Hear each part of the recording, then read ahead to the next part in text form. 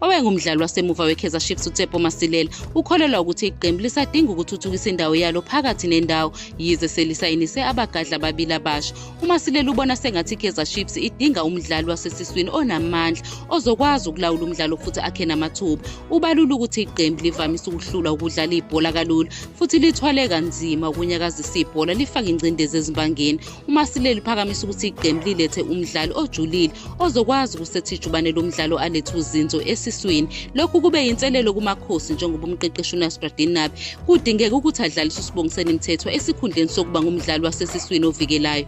Ukuphawula kukaMasilela kuza ngemuva kwemiphumela engemihle yamaGlamour Boys akamuva okuhlanganisa nokubhaxabula kanzima kabi iMamelodi Sundowns phambilini ngo-4-0 ku-Carling Knockouts. Abadlali basesiswini abafana noSamkelo Zwane, Edson Castillo noYusuf Mathi bake babhekana nokugxekwa, kanti uMasilela ukholwa ukuthi ukusayinisa umdlali wasesiswini oseqopheleni eliphezulu kungenza umehluko omkhulu.